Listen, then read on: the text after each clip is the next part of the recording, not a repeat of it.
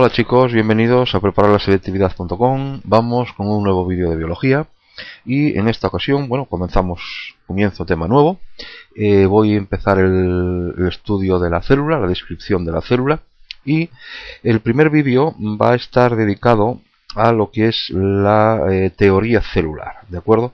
Dentro de lo que podríamos hablar como organización celular, este primer vídeo lo voy a dedicar al estudio. El objetivo es que entendáis la teoría celular, y para ello hay que hacer un poco de historia e ir viendo cómo ha evolucionado los conocimientos, cómo se han ido produciendo a lo largo de la historia los distintos descubrimientos sobre la célula, hasta realmente llegar a conocer lo que hoy en día se conoce de la célula y de todo lo que sería su organización celular. Pues en este sentido, os pongo ahí en una transparencia una cronología de algunos de los hechos más relevantes a lo largo de la historia y que han servido para ir afianzando el conocimiento que, como digo, hoy se tiene de la célula y de toda su organización, ¿de acuerdo? Pues vamos a ir con ello. Bien, antes de llegar al 1665, como tenéis ahí en pantalla con Robert Hooke, pensar que hasta el siglo XV, y fijaos que estamos hablando del siglo XV, estamos hablando del 1400 y pico, bueno, pues se creía que o era válida siguiendo la teoría de Hipócrates en el año 600 antes de Cristo, es decir, no había evolucionado prácticamente nada el conocimiento sobre la célula. Se pensaba que el ser vivo estaba constituido por una serie de jugos, o por una serie, como lo llamaban ellos, de humores, ¿vale? Aristóteles un poco más tarde, en los años 384 o 322 antes de Cristo, ya intuía que algo tenía que haber en el ser vivo, algunas estructuras tenía que haber, estructuras que pequeñas y que llamaba como unidades elementales, tenía que haber y que formaban parte del ser vivo. Pero de hecho el antes y el después en el estudio de la organización celular, y las conclusiones, por lo tanto, sobre la teoría celular, como digo, el antes y el después vino dado por el descubrimiento del microscopio. Con el microscopio el avance fue enorme, se fue perfeccionando todos los conocimientos que se tenían hasta la fecha sobre las posibles diferentes estructuras que había. Pues el hecho de la aparición del microscopio es lo que ya dio el impulso definitivo a lo que hoy llamamos célula, ¿de acuerdo? Y ahora sí, vamos ya a comenzar entonces con esa secuencia cronológica a partir del año 1665, ver entonces lo que ocurría hasta el siglo XV. O sea, las teorías eran teorías de Hipócrates y teorías aristotélicas en cuanto al conocimiento celular, y fue en el momento en que se descubre el microscopio cuando hay un antes y un después. Entonces, como digo, en el año 1665, tal como veis ahí en pantalla, Robert Hooke, llevando a cabo experiencias con una lámina de corcho, observó que en esta lámina aparecían como unas estructuras, como unas formas, como unas cavidades poliédricas similares a las celdillas de un panal de abejas, y a esto Robert Hooke le denominó célula, ¿de acuerdo? Célula con elle, célula, de ahí derivó la palabra célula, ¿de acuerdo? Evidentemente el corcho es un tejido formado por células muertas, ¿no? En este sentido, Robert Hooke lo único que hizo fue ver las paredes celulares de esas células muertas, ¿no? Paredes celulares llenas de aire y paredes celulares evidentemente vacías, ¿vale? Deciros que lo que Robert Hooke bautizó con el nombre de célula, que como digo derivó en la palabra célula, no tomó forma real hasta muchos años después, ¿no? Hasta 150 años después. Eso en cuanto a Robert Hooke.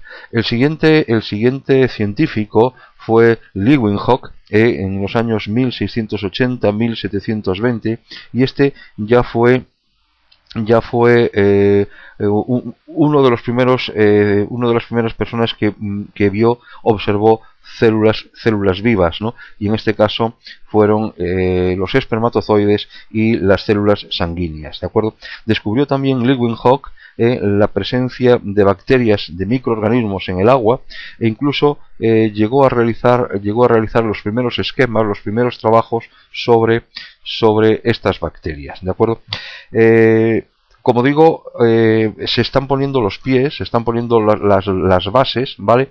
Para lo que es el boom definitivo, el auge definitivo en el estudio y en el conocimiento de la célula, que sería en el siglo XIX. Y fijaos bien que que hay un paralelismo entre grandes avances en el descubrimiento de estructuras celulares y el cada vez mejor o más perfeccionamiento en el microscopio, ¿de acuerdo? El que cada vez haya mayor resolución en el microscopio, cada vez haya más aumentos, más capacidad de visión en el microscopio, lleva consigo también evidentemente un mayor descubrimiento y un mayor conocimiento de esta organización celular. Entonces, en este sentido, fijaos, damos un salto al siglo XIX y en el año 1831 Robert Brown descubre un elemento, un corpúsculo una estructura que existe en todas las células, ¿vale? Y que según él tenía o desempeñaba una función capital importantísima en la célula. Este corpúsculo, esta estructura le llamó Robert Brown núcleo, es decir, hemos fijado o hemos alcanzado ya a conocer el núcleo de la célula. En el año 1839 Purkinje, tal como veis ahí, descubrió también un término, o introduce el término protoplasma, para denominar a toda la masa viscosa que llenaba las células, es decir, el contenido líquido que tenían las células fue llamado por Purkinje protoplasma, ¿vale? También Purkinje pudo determinar pudo ver que esa masa de protoplasma, esa masa de líquido viscoso que él atribuye al interior de la célula, indicó que está evidentemente limitada por una membrana y que contiene el núcleo que Robert Brown había definido en 1831. Entre los años 38 y 39, 1838 y 39, Sheldon y Schwann, ¿de acuerdo? Fijaos que son dos científicos, un botánico y un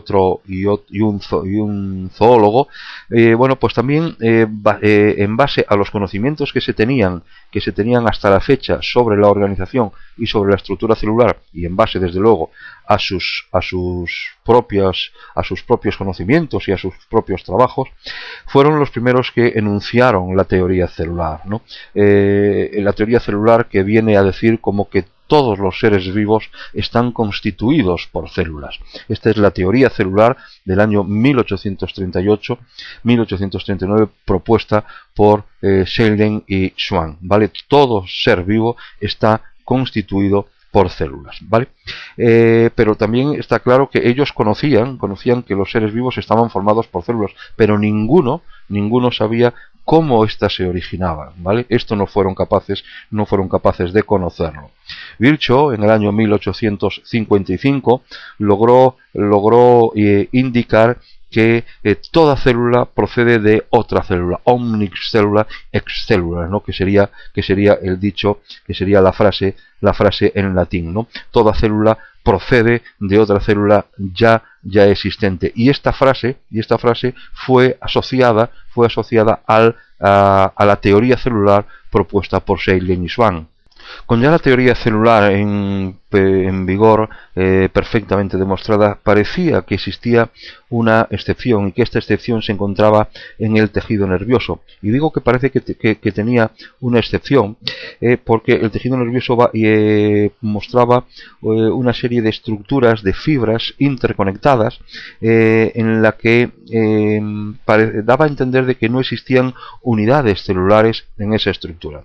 Bien, fue Santiago Ramón y Cajal cuando en el año 1889 demostró su teoría neuronal.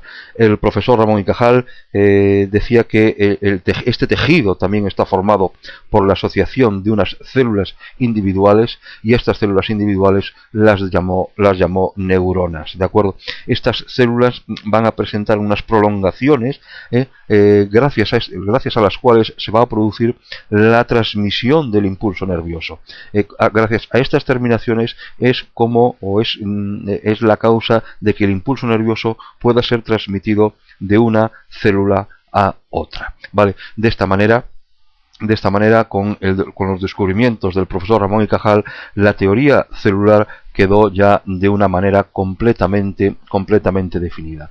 Y actualmente la teoría celular se puede esquematizar o se puede resumir con la siguiente frase: la célula es la unidad anatómica, fisiológica, estructural y genética de los seres vivos.